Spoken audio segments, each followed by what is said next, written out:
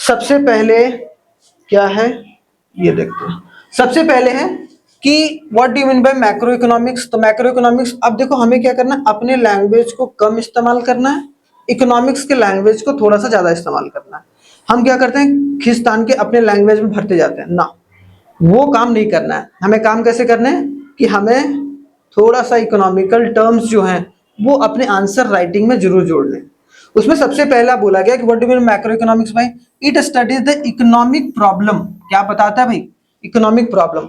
अब इकोनॉमिक जो प्रॉब्लम है वो बहुत सारे होते हैं। जैसे मान लो तुम्हें प्रॉब्लम कब होता है, जब तुम्हें किसी चीज की कमी हो जाती है। जब तक कमी नहीं है तब तक प्रॉब्लम है नहीं ना। जब एक बार तुम्हें किसी चीज की कमी हो गई तो तुम्हारे पास प्रॉब्लम आ गया।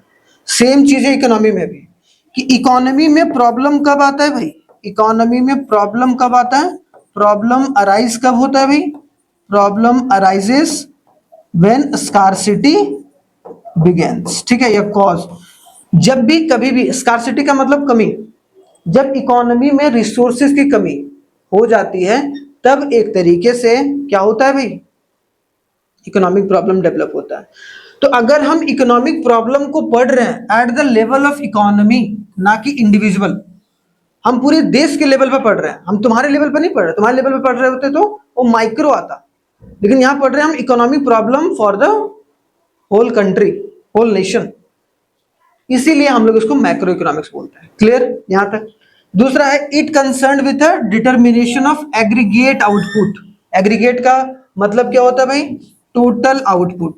इसमें हम लोग किसके बारे में बात करते हैं, टोटल, कि हमारे देश के अंदर कितना टोटल आउटपुट हुआ, मतलब कितना गुड्स एंड सर्विस जो है बना। अगर हम बोलते हैं कि भाई हम एक अंबानी है, नहीं हम अंबानी क्यों बोलेंगे, हम मान लो कि हम एक स्काइनॉमिक्स एकेडमी चला रहे हैं।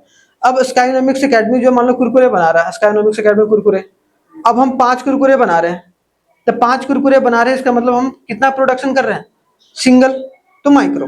लेकिन हमने क्या बोला कि जितने भी कुरकुरे बनाने वाली कंपनी है वो सब मिला के बना रहा है, मान लो कि यार जितने भी टोटल प्रोडक्शन हो रहा है वो हो रहा है मान लो 500 मिलियन पैकेट का। इसका मतलब वो क्या है, एग्रीगेट, टोटल। तो यहां पर मैक्रो इकोनॉमिक्स में मैक्रो इकोनॉमिक्स में क्या बात कर रहे हैं हम लोग, एग्रीगेट आउटपुट और जनरल प्राइस लेवल के बारे में। जैसे महंगाई, अगर कोई भी एक पर्टिकुलर एक टॉय है, मान लो ये टॉय है, अब इस टॉय का दाम 10 रुपया है भाई, अब इसका प्राइस 20 रुपया हो गया, ठीक है, तो दाम बढ़ गया। तो क्या सिर्फ एक टॉय के दाम बढ़ने की वजह से पूरे टॉय का दाम बढ़ जाएगा क्या, नहीं ना। तो इसीलिए हम लोग इसको कहां पढ़ते हैं, मैक्रो इकोनॉमिक्स, क्योंकि इसका इम्पैक्ट जो होता है वो लार्जर पिक्चर में दिखता है। ठीक है, तो अगर कोई बोलेगा कि हम लोग इसमें किससे कंसर्न करते हैं भाई, तो एग्रीगेट आउटपुट और जनरल प्राइस लेवल के बारे में। ठीक है, it is not concern with individual economic unit. एक लौता इंसान के बारे में या एक लौती चीज के बारे में हम लोग यहाँ पर नहीं पढ़ते हैं।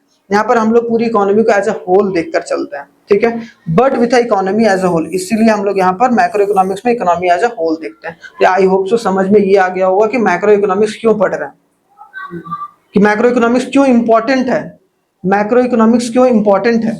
ठीक है, तो ये समझना थोड़ा सा आपके लिए आसान हो जाएगा। ठीक है, मैक्रो इकोनॉमिक्स क्यों इंपॉर्टेंट है। अब आते हैं नेक्स्ट। नेक्स्ट क्या होता है भाई, अब देखो यहां से हमारा मेन कॉन्सेप्ट शुरू होता है। हमें समझ में आ गया what do mean by macro economics, what do mean by macro economics. अब जो मेन कॉन्सेप्ट है वो हमारा है स्कोप। हर एक चीज का स्कोप होता है ना, कि आपका कॉमर्स का क्या स्कोप है, साइंस पढ़ने का क्या स्कोप है, आपकी पढ़ाई करने का क्या स्कोप है। हम लोग बोलते हैं भाई पढ़ाई करते हैं तो हमारा क्या होता है, बुद्धि बढ़ता है, सोचने समझने की शक्ति बढ़ती है।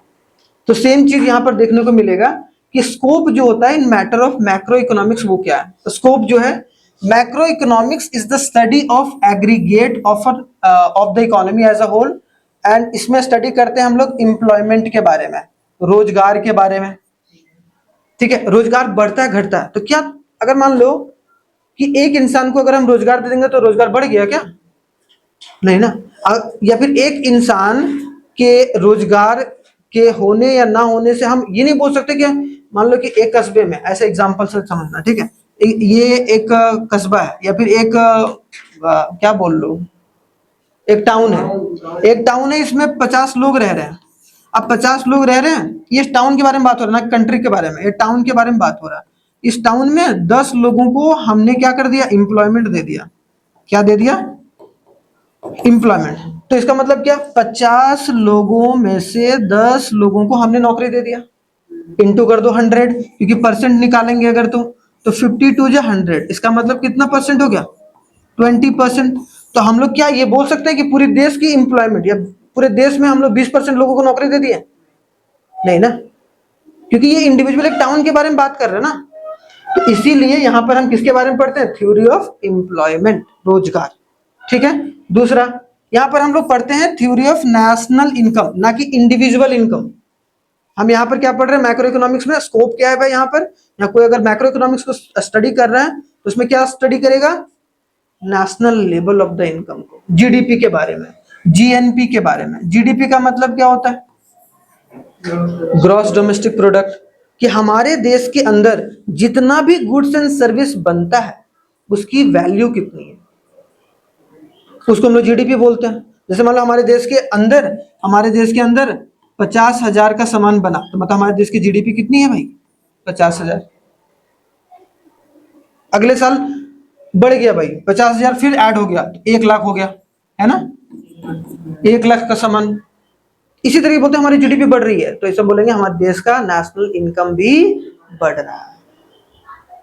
आई बात समझ में यहां तक? तो यहां पर समझ रहे हो। तीसरा क्या पढ़ते हैं भाई, इसमें हम लोग जनरल प्राइसिंग, इन्फ्लेशन के बारे में पढ़ते हैं, डिफ्लेशन के बारे में पढ़ते हैं। इन्फ्लेशन मतलब किसी भी चीज का, जैसे ये पेन है इसके दाम बढ़ गए तो हम लोग क्या बोलेंगे, इन्फ्लेशन हो गया भाई, महंगा हो गया। अगर इसी का दाम बहुत कम हो जाए, जो सप्लायर घाटा में आ जाए, तो उसको हम लोग क्या बोलते हैं, डिफ्लेशन बोलते हैं। तो इन्फ्लेशन डिफ्लेशन के बारे में हम लोग लार्जर पिक्चर देखते हैं, और हमेशा हमेशा जो होता है वो हम लोग जनरल प्राइस लेवल पर देखने को मिलता है। ठीक है देवभूमि पर ही ना, कोई नहीं, कट कर देंगे आज ये। ठीक है, यहां पर समझ गए क्या बोला गया भाई, कि 50 के अब बढ़ गया तो ये इन्फ्लेशन डिफ्लेशन समझ में आ गया। किसी चीज का इन्फ्लेशन का मतलब ये ऐसे याद करना, inflation I increase in price, D deflation decrease in price. बहुत ज्यादा पैसा, अगर किसी चीज का प्राइस बहुत कम हो जाए डिफ्लेशन हो रहा है। बहुत किसी आई है भाई, इन्फ्लेशन का मतलब आई है, आई का मतलब इन्फ्लेशन, आई बढ़ गया, इंक्रीज और डिक्रीज समझ में आ गया। कभी भी याद आएगा तो ऐसे ही समझना। देखो लॉजिक से ज्यादा, रटने से ज्यादा है लॉजिक। अगर कोई क्वेश्चन को तुम पकड़ पाओ लॉजिकली तो लिख दोगे ना कुछ भी आसपास का, क्योंकि आधा नंबर दे देगा, 4 नंबर देगा, 2 नंबर दे देगा। हमें उस पर फोकस करना है। ठीक है, उसके बाद आता है थ्योरी ऑफ मनी। देखते हैं मनी एंड बैंकिंग के बारे में हम लोग कहाँ पढ़ते हैं भाई, मनी एंड बैंकिंग के बारे में हम लोग मैक्रो इकोनॉमिक्स में पढ़ रहे हैं। ठीक है, तो ये इसका स्कोप है, इसमें इसको हम लोग पढ़ते हैं। ठीक है, international trade, export import. International trade में क्या आएगा भाई, एक्सपोर्ट आएगा एंड इंपोर्ट आएगा। एक्सपोर्ट एंड इंपोर्ट जो होगा वो एक तरीके से कहां देखने को मिलेगा आपको, मैक्रो इकोनॉमिक्स में। तो कोई बोले आज से आंख मूंद कर कि मैक्रो इकोनॉमिक का स्कोप क्या है भाई, तो बोल दो नहीं दीदी। ठीक है, ये समझ में आ गया यहां तक में कोई प्रॉब्लम नहीं। ठीक है, आगे बढ़ते हैं थोड़ा सा आगे। देखो अब देखो नेक्स्ट टॉपिक क्या है हमारा, इंपॉर्टेंस, महत्व। अब हर एक चीज की अपनी अपनी महत्व होती है, इंपॉर्टेंस होता है। इंपॉर्टेंस का इसलिए इंपॉर्टेंस एक इंपॉर्टेंट रोल प्ले करता है, क्यों, क्योंकि अगर इंपॉर्टेंस सही मायने में अगर आप देखो तो हर एक चीज की होती है। आपको दिख रहा है ना, कोई दिक्कत नहीं दिख रहा तब कोना हो जाओ, दिख रहा है, ठीक है। अगर इंपॉर्टेंस, अब मान लो कि पढ़ाई का इंपॉर्टेंस है, मोबाइल का इंपॉर्टेंस है, सब चीज का इंपॉर्टेंस है, तो मैक्रो इकोनॉमिक्स का क्या इंपॉर्टेंस है, सबसे पहले it helps in government policy formation. सरकार जितनी भी पॉलिसीज बनाती है, जितना भी नया नया पॉलिसी ला रही है, नया नया आप देख रहे हो कि प्रोग्राम्स ला रही है, ठीक है, वो कैसे लाती है, इसी वजह से ना। अब जैसे हमने देखा कि हमारे देश में ना यार एम्प्लॉयमेंट जो है बहुत कम लोगों को मिल रहा है, ठीक है, या फिर हमारे देश में ना गरीबी जो है वो बहुत ज्यादा है, तो गरीबी को कम करने के लिए पॉलिसी लाएगी सरकार। सिंपल सी बात है यार, हमारे देश में ना ठीक है पैसा तो आ रहा है, लेकिन ना प्राइमरी हो गया, सेकेंडरी हो गया, टर्सरी हो गया। ये टर्सरी सेक्टर से ना, सर्विस सेक्टर से, मतलब जो टीचिंग से है, आईटी सेक्टर से है, उससे ज्यादा पैसा आ रहा है, लेकिन इंडस्ट्री डेवलप नहीं हो रहा है, तो इंडस्ट्री पर पॉलिसी लाएगी सरकार। अगर ये एग्रीकल्चर ये इसमें भी हो रहा है, लेकिन ये प्राइमरी सेक्टर जो कि एग्रीकल्चर का पार्ट है वो ना सही से डेवलप नहीं कर रहा है, एग्रीकल्चर पे पॉलिसी लाएगी सरकार, इसलिए इंपॉर्टेंस बढ़ गया हमारा। तो इंपॉर्टेंस हमारा बढ़ गया कि नहीं, कि ये मैक्रो इकोनॉमिक्स क्या करता है, हेल्प करता है गवर्नमेंट को कि कोई भी पॉलिसी बनाए ताकि वो इकोनॉमी बढ़ सके। ठीक है, आगे देखो, इट फैसिलिटेट इंटरनेशनल कंपैरिजन। अब एक देश का कंपेयर एक आदमी से होता है क्या, एक देश का कंपेयर एक देश से होता है, और उसमें देश का कंपैरिजन अगर ज्यादातर होगा तो वो आपको जीडीपी से या फिर पर कैपिटा इनकम से देखने को मिलता है ना। पर कैपिटा इनकम क्या होता है भाई, total income by total population, total income by total population. ये इन दोनों को जब total income by total population कर रहे हैं तो हमारा क्या निकल रहा है, एक तरीके से पर कैपिटा इनकम।